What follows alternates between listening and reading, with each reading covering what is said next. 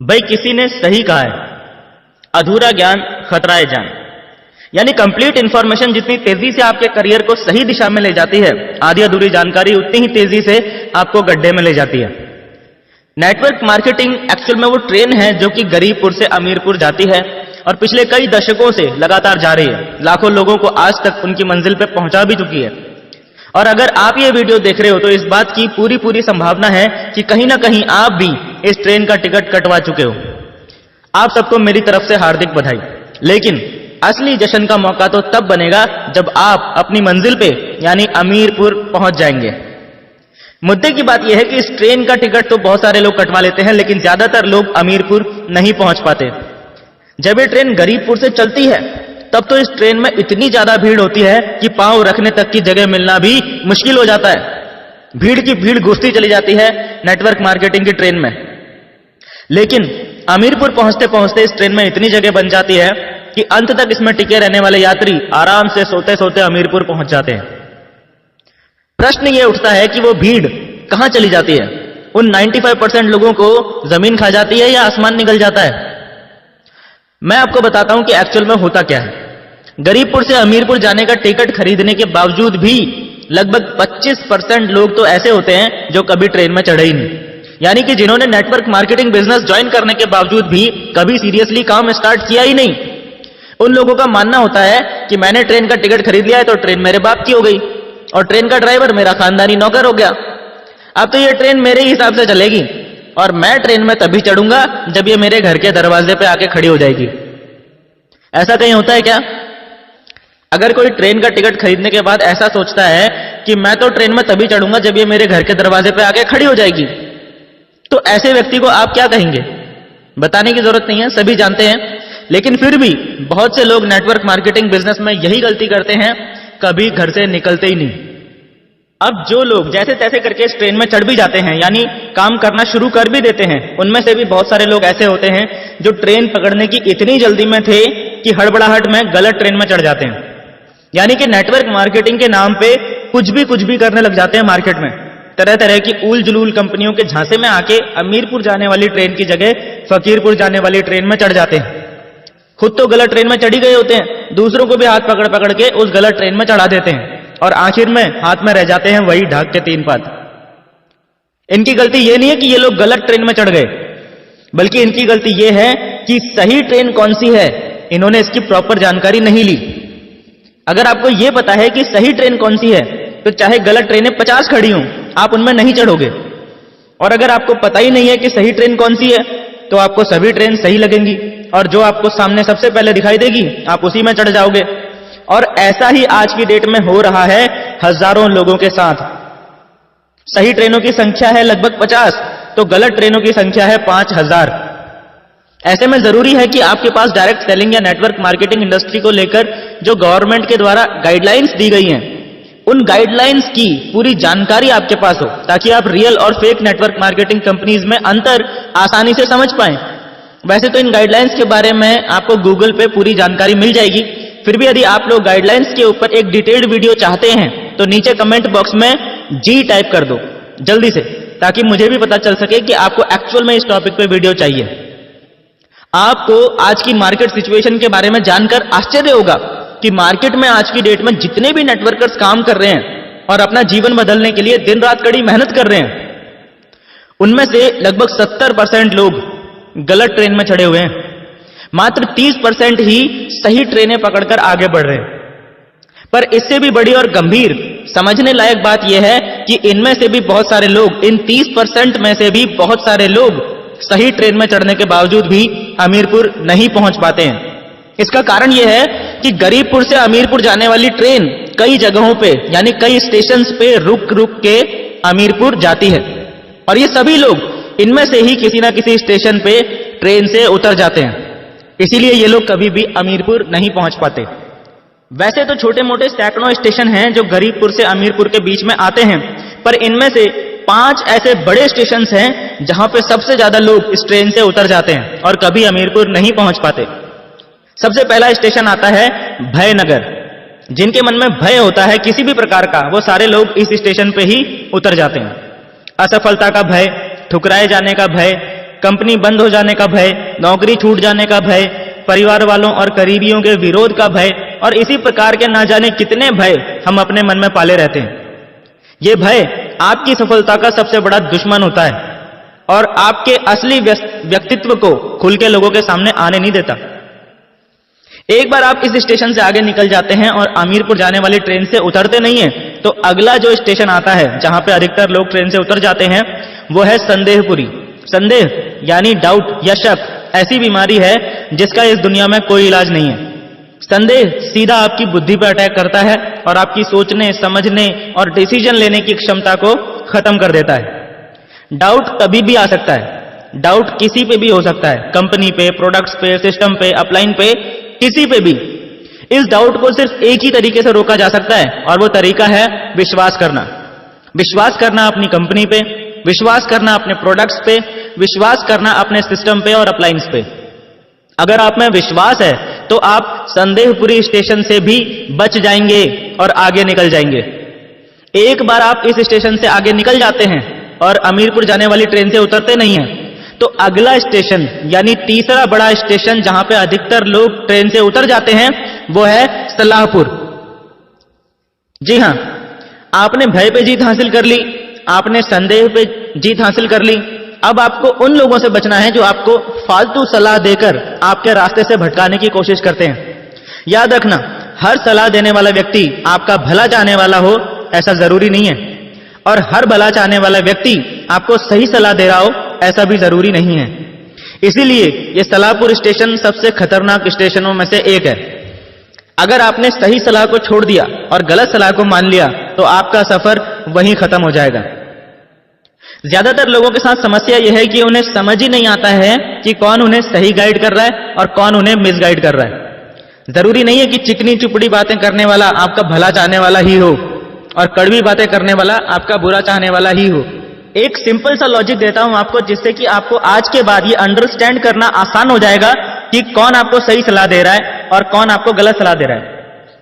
हर वो व्यक्ति जो नेटवर्क मार्केटिंग बिजनेस में एक्सपर्ट है, और आप जहां भी, जिस भी कंपनी में, जिस भी पोजीशन में हो, आपकी ग्रोथ से अगर उस व्यक्ति को इनकम हो रही है, आपकी टीम बढ़ने से अगर उसका बिजनेस भी बढ़ रहा है, तो समझ लो कि वो आपको सही सलाह दे रहा है। लेकिन अगर कोई व्यक्ति आपको सलाह तो दे रहा है लेकिन उसका खुद नेटवर्क मार्केटिंग में कोई एक्सपीरियंस नहीं है, जैसे आपके बहुत सारे फ्रेंड्स होंगे, आपके बहुत सारे रिलेटिव्स होंगे, आपके पेरेंट्स होंगे, ये सब लोग चाहते तो आपका भला है पर नेटवर्क मार्केटिंग के बारे में आपको सही सलाह नहीं दे सकते। इसीलिए टेक्निकली इनकी सलाह पे चलना आपके नेटवर्क मार्केटिंग करियर के लिए घातक सिद्ध हो सकता है। दूसरे वो लोग जो आपको सलाह तो देते हैं और वो लोग नेटवर्क मार्केटिंग के एक्सपर्ट भी होते हैं, लेकिन उनके द्वारा दी गई सलाह के अंदर एक हिडन कमांड छुपी होती है।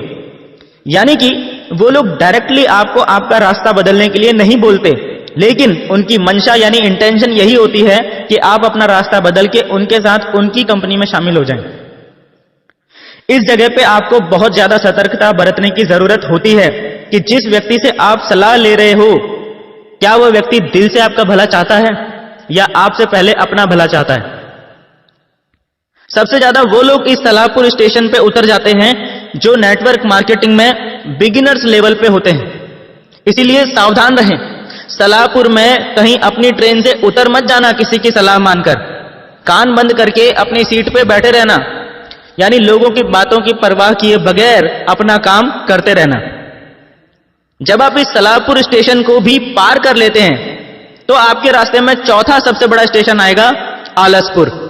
जी हां, आलस अगली सबसे बड़ी बाधा है आपके रास्ते की। हम में से बहुत से लोग आलसपन के जाल में फंस के अपने लक्ष्य को, अपनी मंजिल अमीरपुर को भूल जाते हैं और आलसपुर स्टेशन पर ट्रेन से उतर जाते हैं। अगर दिल्ली से मुंबई ट्रेन का सफर 22 घंटे का है तो आपको हर हाल में 22 घंटे उस ट्रेन में बैठना ही पड़ेगा। आप अपनी मर्जी से बीच में किसी भी स्टेशन पे उतर के घूमने नहीं जा सकते। 22 घंटे मतलब पूरे 22 घंटे। लेकिन आलसी लोग इतना झेलने से पहले ही बीच में आलसपुर पे उतर जाते हैं, फिर बोलते हैं ट्रेन में तो हम भी चढ़े थे जी, हम तो अमीरपुर नहीं पहुंचे। आलसी आदमी हर काम को टालता रहता है, बहाने बनाने लगता है और अपनी लाइफ की हर प्रॉब्लम के लिए दूसरों को दोष देने लग जाता है। इसीलिए उनके बिजनेस की ग्रोथ रुक जाती है, टीम काम करना बंद कर देती है, अपलायंस भी कुछ टाइम बाद गौर करना बंद कर देते हैं और यह आदमी धीरे धीरे खुद ब खुद बिजनेस से आउट हो जाता है। आदमी में आलस पैदा क्यों होता है? इसका सबसे बड़ा रीजन है आदमी के काम करने का कोई बहुत बड़ा क्लियर कट पर्पस ना होना। इसीलिए कहा जाता है कि इस नेटवर्क मार्केटिंग इंडस्ट्री में डायमंड वही बन सकता है जिसके पास उसका क्लियर कट पर्पस होता है, क्योंकि ये पर्पस आपको हमेशा आलस से दूर रखता है। यानी आपको आलसपुर स्टेशन पर ट्रेन से उतरने नहीं देता। एक बार आप आलसपुर को भी पार कर लेते हैं तो अमीरपुर पहुंचने से पहले आखिरी सबसे बड़ा स्टेशन आपके रास्ते में आता है होशियारपुर। ये पंजाब वाला होशियारपुर नहीं है, ये ज्यादा होशियारी दिखाने वालों का होशियारपुर है। अपने आप को सबसे सयाना समझने वाले, सबसे ज्यादा नॉलेजफुल समझने वाले, अपने को ही समझदार दूसरों को बेवकूफ समझने वाले, अपना उल्लू सीधा करने की कोशिश करने वाले, मुंह में राम बगल में छुरी वाले, दूसरों के हितों को दरकिनार करने वाले, नियमों को तोड़ना अपनी शान समझने वाले, हर काम में शॉर्टकट तलाशने वाले, दूसरों के सर पर पैर रखकर सफल होने की कोशिश करने वाले, इस तरह के सभी लोगों का सफर इस स्टेशन पे आके खत्म हो जाता है, क्योंकि इनके अंदर बीमारी होती है अपना दिमाग लड़ाने की और अपने आप को अपने अपलाइन से ज्यादा स्मार्ट साबित करने की। इसीलिए ये लोग कुछ ना कुछ होशियारी दिखाने की कोशिश जरूर करते हैं, सिस्टम और कंपनी के खिलाफ कोई ना कोई एक्टिविटी जरूर करते हैं और बस फिर वही इनके करियर की सबसे बड़ी गलती साबित होती है और उस एक गलती की वजह से इनका सफर इस होशियारपुर स्टेशन पर खत्म हो जाता है। सिर्फ कुछ लोग यानी कि मात्र 1% लोग ही इस 5वें स्टेशन को पार करने के बाद ट्रेन में बचते हैं और बाकी 99% लोग कभी भी ये नहीं बोलते कि मेरी गलती थी, मुझ में ही कमी थी। वो ट्रेन को और उसके ड्राइवर को गाली देने लगते हैं और जो लोग अंत तक इस ट्रेन में बैठे रहते हैं वो लोग आखिरकार अपनी मंजिल में पहुंच ही जाते हैं, यानी अमीरपुर पहुंच के जीवन भर खुशी, आनंद और चाहतों की जिंदगी जीते हैं। याद रखना, ट्रेन का टिकट खरीद लेना ही काफी नहीं है, अपने आप को गरीबपुर से अमीरपुर पहुंचाना सबसे पहले आपकी खुद की जिम्मेदारी है, उसके बाद ही किसी और से कुछ उम्मीद करना। एक सवाल के साथ इस वीडियो को एंड कर रहा हूं। जिसे ये सवाल समझ में आ गया उसे इस पूरी वीडियो का मैसेज भी समझ में आ जाएगा। अपने दिमाग पे थोड़ा सा जोर डाल के सवाल का जवाब नीचे कमेंट बॉक्स में जरूर देना। सही जवाब देने वालों का नाम अगली वीडियो में जरूर आएगा। अब सवाल सुनो।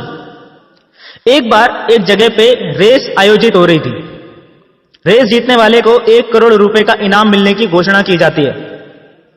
उस रेस में 3 लोगों ने पार्टिसिपेट किया, मिस्टर ए, मिस्टर बी और मिस्टर सी। तीनों रेस वाले दिन रेस वाली जगह पे पहुंचते हैं तो क्या देखते हैं कि रेस के लिए जो रास्ता चुना गया था वो एक जंगल से होकर गुजर रहा था, बल्कि यूं कहूं कि वो रास्ता था ही नहीं, वो तो घना जंगल था। और चैलेंज ये था कि जो व्यक्ति सबसे पहले इस जंगल को पार करके दूसरी तरफ पहुंच जाएगा वो विजेता बन जाएगा। समस्या ये थी कि उस जंगल में शेर, चीते, भालू, सांप, बिच्छू, मगरमच्छ, हाथी और तमाम तरह के जंगली जानवर भरे पड़े थे और साथ ही कंकड़, पत्थर और कंटीली झाड़ियों से वो जंगल भरा पड़ा था। अब हुआ ये कि ये सब देखकर मिस्टर ए ने तो रेस में भाग लेने से ही मना कर दिया। उसने सीधा बोल दिया, मेरे बस की बात नहीं है भाई। अब मिस्टर बी और मिस्टर सी इन दोनों ने दौड़ने का डिसीजन लिया। रेस शुरू हुई और मिस्टर बी और मिस्टर सी घुस गए जंगल में। दौड़ते दौड़ते थोड़ी देर में क्या हुआ, मिस्टर बी को ठोकर लगी और वो कंटीली झाड़ियों में गिर गया। उसके शरीर में जगह जगह से खून निकलने लगा और वो रोता रोता वहीं से वापस लौट गया। जहां से रेस शुरू हुई थी वापस वहीं पे आके खड़ा हो गया। मिस्टर सी भी जंगल में दौड़ रहा था। दौड़ते दौड़ते अचानक उसको भी ठोकर लगी, वो भी गिर पड़ा। वो उठा तो उसने देखा कि पैर के अंगूठे से खून निकल रहा है। उसने परवाह नहीं करी और वो आगे बढ़ता रहा। थोड़ी देर में पैर में एक कांटा लग गया और दर्द होने लगा। उसने अब भी परवाह नहीं करी और वो आगे बढ़ता रहा। इसी प्रकार जंगल में जितनी भी मुश्किलें आई उसने किसी की भी परवाह नहीं करी और वो लगातार आगे बढ़ता चला गया। देखते ही देखते उसने पूरा जंगल पार कर दिया। वो विजेता बन गया और उसे 1 करोड़ रुपए का इनाम मिल गया। सवाल ये नहीं है कि कौन जीता या किसका फायदा हुआ। आप लोगों से मेरा सवाल ये है कि इस स्टोरी में सबसे ज्यादा नुकसान किसका हुआ, मिस्टर ए का, मिस्टर बी का या मिस्टर सी का?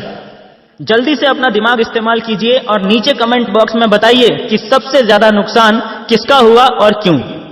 अगली वीडियो की शुरुआत इसी सवाल के जवाब के साथ होगी और सही जवाब देने वाले सभी लीडर्स का नाम भी नेक्स्ट वीडियो में अनाउंस किया जाएगा।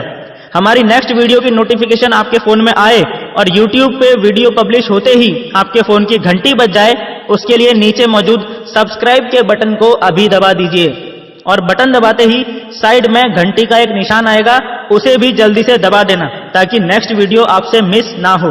और हाँ, जाने से पहले इस वीडियो को अपनी टीम में शेयर जरूर कर देना ताकि आपकी टीम तक भी ये ट्रेनिंग वीडियो पहुंच जाए और उनका भी दिमाग खुल जाए। मिलते हैं दोस्तों नेक्स्ट ट्रेनिंग वीडियो में, तब तक के लिए thank you and wish you all the best.